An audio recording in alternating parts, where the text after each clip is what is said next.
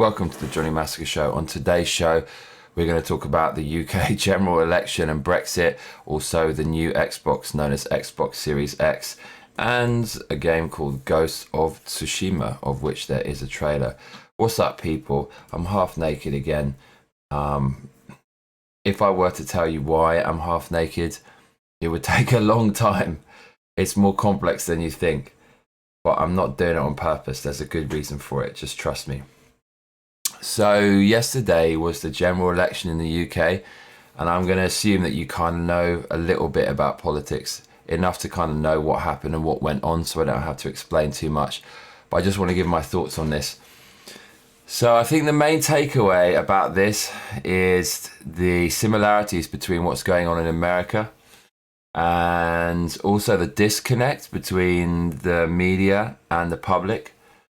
So if you didn't really know anything about politics, if you went online about 36 hours ago just to see what was going on in the general election, you were led to believe that Labour was going to win, and Labour was really in amongst it. They had a serious chance of winning.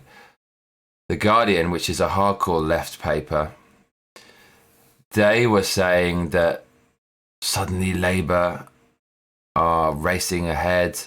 And no, they didn't say that. They said the Conservatives are slipping up. The Conservative lead has been cut. So there was also a lot of other shit online echoing those thoughts. Google is a left-wing big tech company, of course, the most famous company in the world probably now. And when you Google the UK election, the only thing that came up were various articles that were pro-Labour, pro-left-wing. Hardly anything pro-right wing. In fact, there was nothing at all pro-right wing. And in the end, not only did the Conservatives win, going against all the stuff that I saw online on left-wing Google, left-wing Twitter, left-wing Facebook, left-wing Instagram, but the Conservatives smashed it. They inflicted the biggest defeat on Labour perhaps ever. And this is the end of the Labour Party as we know it. They're going to have to totally rejig and reform things around. I don't know much about UK politics at all. I know more about American politics. It's much more interesting and much more relevant to me since I left the UK and since America is the most influential country in the world. But a lot of people were saying how Jeremy Corbyn, who is the loser leader of the Labour Party, who's since stepped down, is really, really far left. He's kind of a Soviet-style nutter, as my dad says. And I've just blown my dad up online, his political stance. But my dad didn't vote for Labour. He didn't vote Conservative. He voted Lib Dem. I don't know much about them either. I know even less about Lib Dem. But apparently Jeremy Corbyn, the ex-leader of the Labour Party, is socialist, far lefty. And apparently he's an anti-Semite. I say apparently because I haven't seen any evidence to suggest that, but a lot of people said that and say that. And I think one of the leading Jewish people in England, one of the main rabbis, came out and made a public statement to say not to vote for him.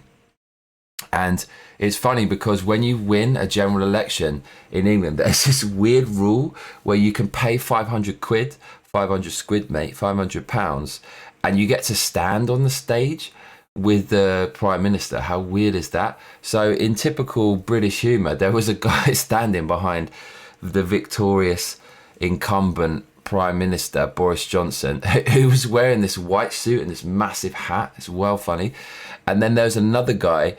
I know this was behind Jeremy Corbyn. So I think Jeremy Corbyn goes up there and then maybe Boris Johnson went up afterwards, or at least Jeremy Corbyn was there. I don't know the rules, but you can pay 500 quid to stand with one of these politicians. And one of the people standing behind Jeremy Corbyn as Jeremy Corbyn stepped down was this prominent Jewish guy wearing his Jewish hat. What is it called again? I can't remember. Let me know in the comments. But he's wearing his Jewish hat and he's just smiling like this. He's so happy that Jeremy Corbyn's fucked up as he's basically reading his resignation. So that was pretty funny. But Twitter was full of left-wing propaganda. I just typed in UK general election and all of the top tweets were hardcore left stuff. So again, if you just got your news from Twitter, you would think that Labour would run away with it. There's a massive disconnect between the media and what the public think. And the interesting thing is what the public think mainly is a silent majority. You know, you don't see what they're really saying on Twitter. You don't see what they're saying on Google. Whether that's because they just choose to be silent, or whether that's because it's buried by those left-wing big tech companies' algorithms, I don't know. That's a debate for another day. But they are echo chambers, and I can show you some of the stuff that I found online yesterday before we found out it was going to be a landslide. So I googled UK election, and the first thing that came up was an article from hardcore left-wing site BuzzFeed. And it was the most viral videos of the 2019 election. So this is definitely bullshit, because Labour lost, but the top 10 most viral videos are all Labour. So how can that possibly be? How can Labour have the top 10 most viral videos, Conservatives have none, but Conservatives win by a landslide? Unless the silent majority is just not getting any traction online. I'll have a look at my screen. This is the BuzzFeed news article. So yeah, this was the first thing I googled about the general election. We've got a picture of Boris Johnson looking rather solemn as he's been shown a photograph of a 4-year-old boy with suspected pneumonia having to sleep on the floor in a hospital because of a shortage of beds. So that's the caption, trying to make out the potential Conservative Prime Minister to be a total monster. And so number 10, the 10th most viral video, is basically Boris Johnson's dad saying that Britons can't spell Pinocchio. He's probably saying it because the foreigners can't spell Pinocchio, so smearing the president there with a clip about his dad. Number 9 is the rival to Boris Johnson, the loser, Jeremy Corbyn. And it's a tweet where he says, when politicians resort to blaming immigrants, you know they've run out of ideas. And I would like to say that when politicians resort to identity politics, they've really run out of ideas, which is the case there. The 8th most viral video, according to BuzzFeed, is Jeremy Corbyn's 60-second manifesto challenge. So the guy who lost, who didn't just lose, but lost heavily, he had the 8th most viral video in the UK, which is simply what he's going to do. And Boris Johnson is nowhere to be seen. So as I said, either there's a silent majority who's not even talking about this stuff, or the Conservative propaganda and videos was just as viral, but they weren't reporting it. Either way, if you Google UK general election, you would have got a ton of misinformation.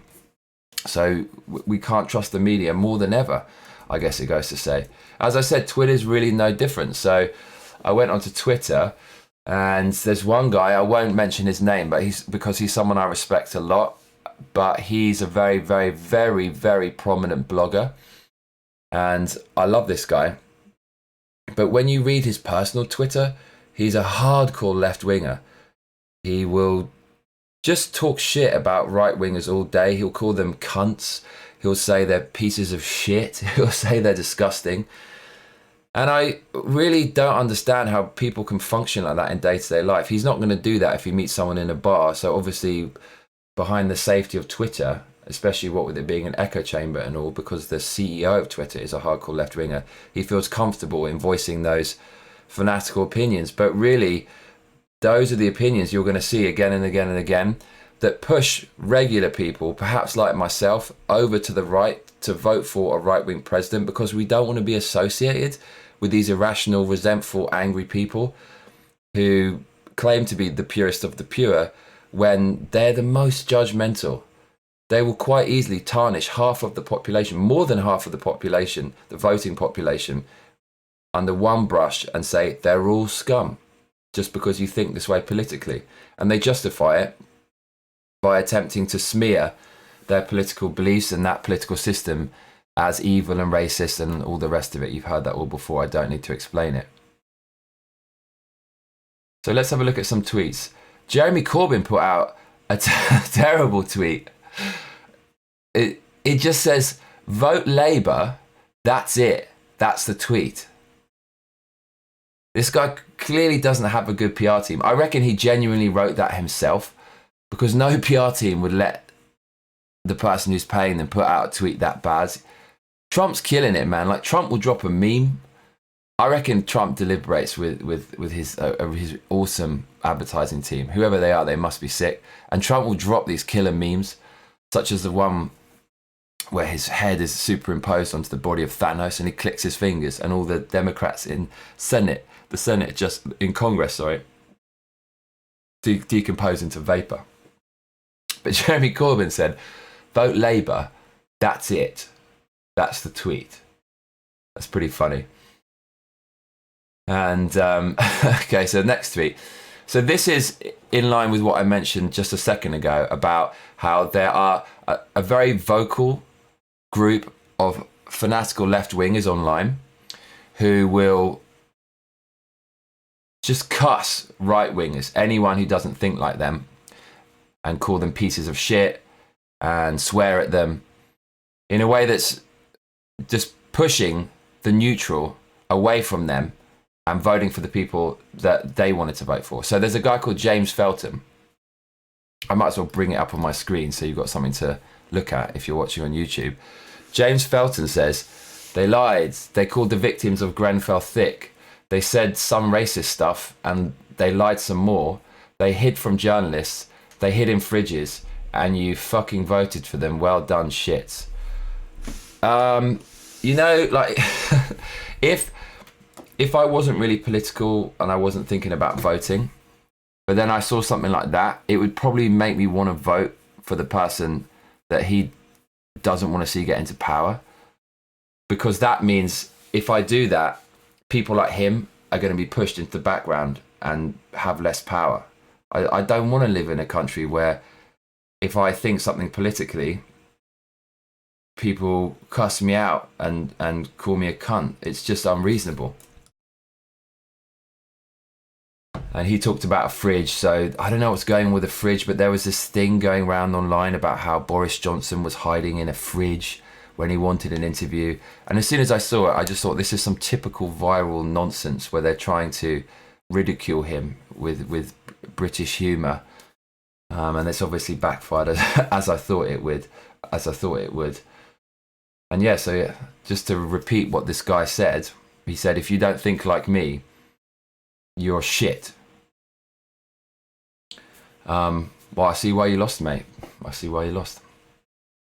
Now, the next tweet is my favourite one. This pretty much sums up everything I've just been talking about how far leftists will brandish anyone who doesn't think like them as the lowest of the low. They brand them as the lowest of the low.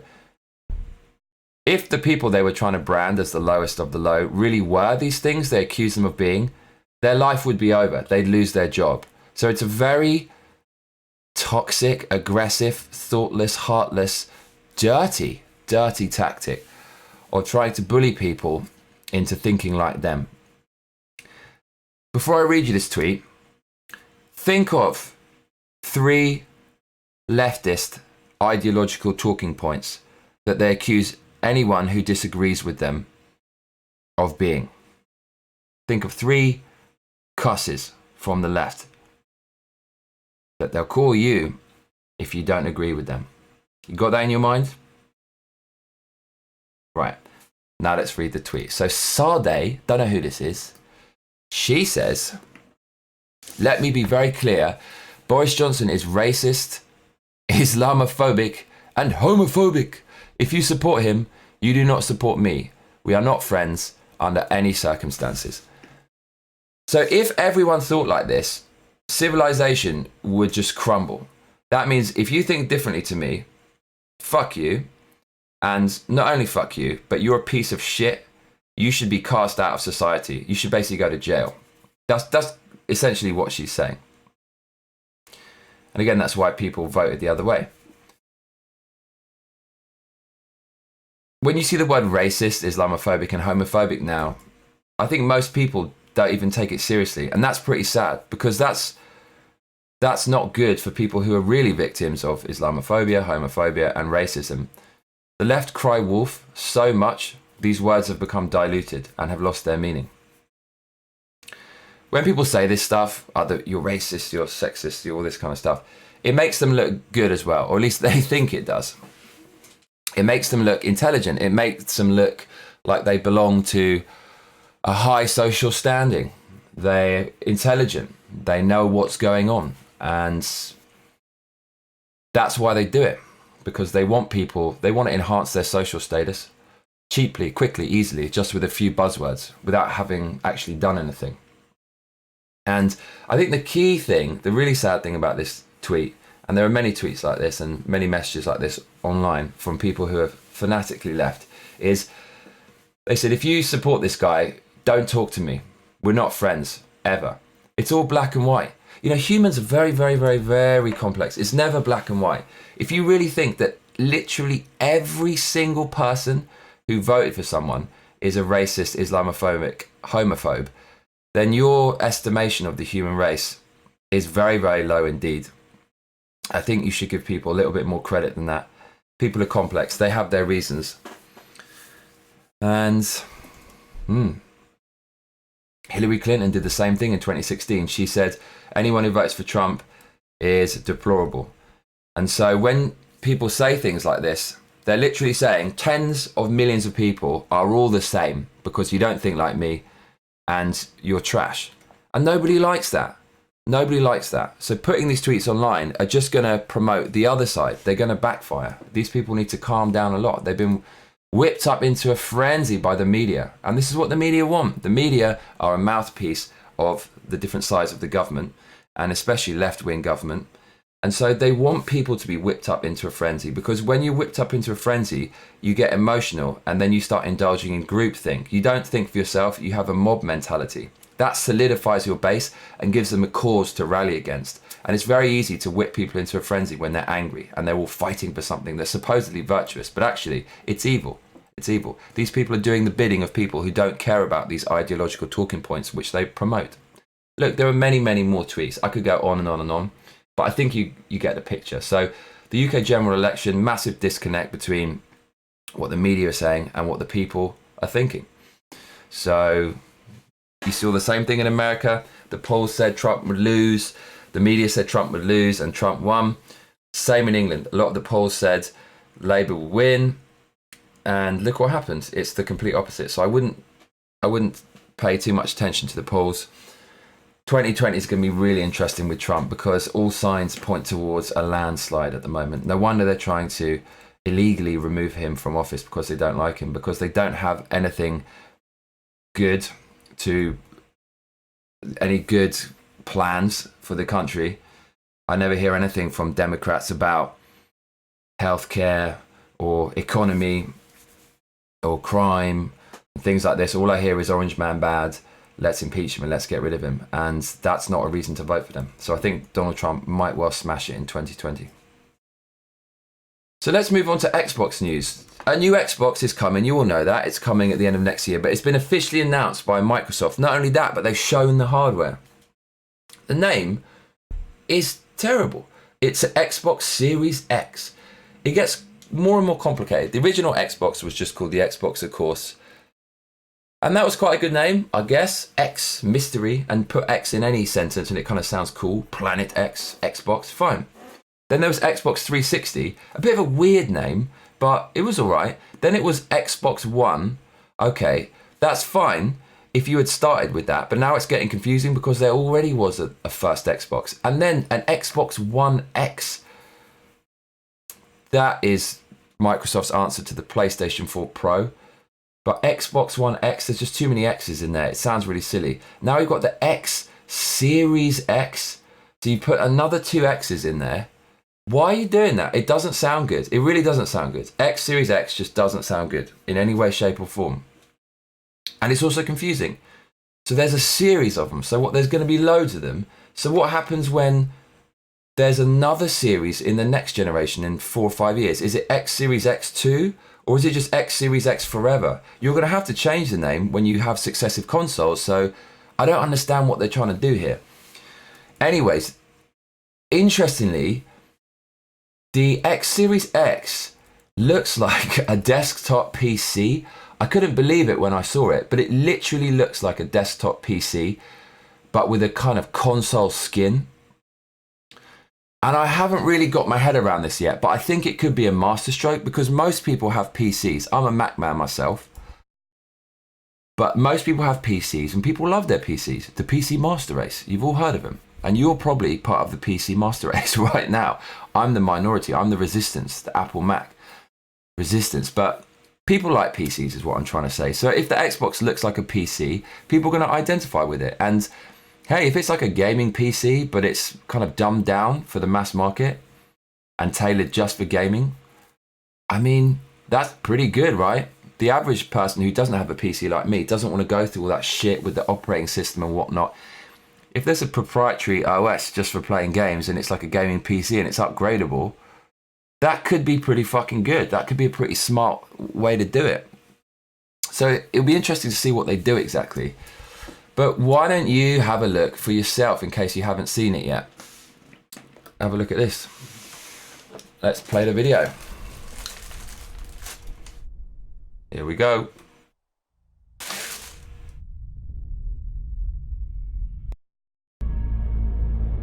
Suppose that you were able every night. Am I missing something? Why haven't I got any sound?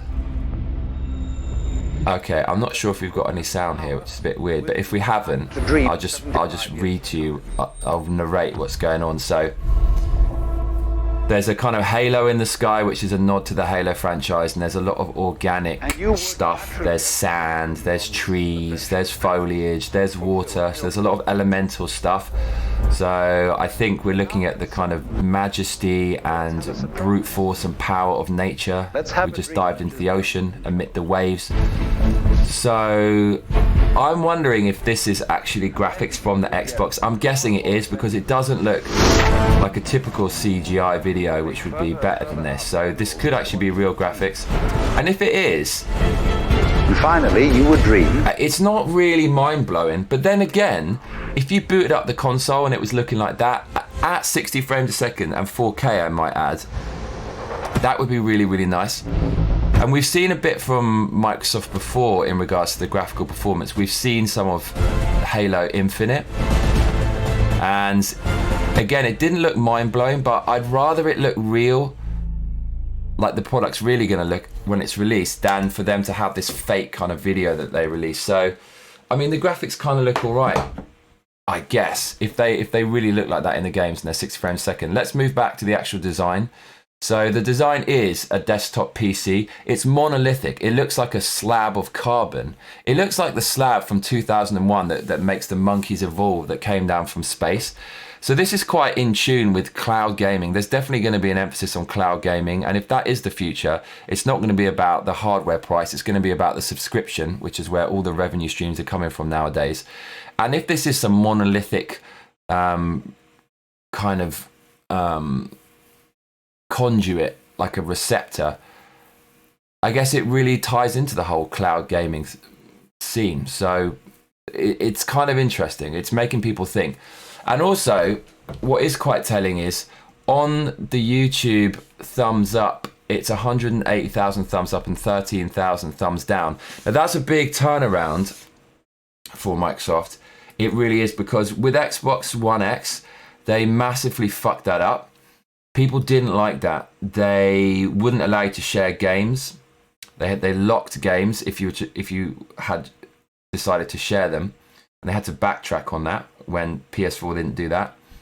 They focused too much on multimedia and television, and they had a really shitty press conference. So there was a massive backlash about the last Xbox, and I think there's a bad taste in a lot of people's mouths about that. That's lingered over the whole life of the Xbox One and Xbox One X. So those fans, I think they had the knives out when this teaser video dropped. And I think they've actually perhaps been turned by this design that looks like a PC that people identify with. And just keeping it simple about gaming. You looked at some football game in there and also the classic Halo game. So it looks like Microsoft is doing something a little bit different. And that could be what's needed to give them the edge over the PlayStation. But whether they'll surpass them remains to be seen, because PlayStation have really got it right with the PS4. And pretty much every PlayStation before that's been wildly popular. So it's definitely going to be an interesting battle next year at the end of 2020. There is another game called Ghost of Tsushima, which is a ninja game, but you know what? I'm not going to show that because it looks so similar to Sekiro, the other ninja game that came out this year, that it's not even worth it. And that tells you all you need to know about Ghost of Tsushima. I'm not a big fan of Sekiro, but if Ghost of Tsushima had looked wildly different, I would have played the video, but really it looks pretty similar. So nothing really to write home about, but I'm probably still going to buy it and check it out anyways. And other than that, I think that's about it. There's plenty more I could tell you about my life, but I'm going to save that for next time. I just want to keep this one kind of short and sweet. Basically focused on politics today mainly and gave you a little bit of gaming, something a bit more lighthearted. And yeah, I've got an event tonight, a drum and bass event that I'm putting on with DJ Aki, so I'll be down there enjoying some drum and bass music. And I tell you what, mate, you better be back for the next video, because otherwise I'll be coming around your house. Please make sure to like and subscribe and hit the notification bell to be notified as soon as my videos drop, because that's what all those other cunts tell you to do. And I shall see you on the next one.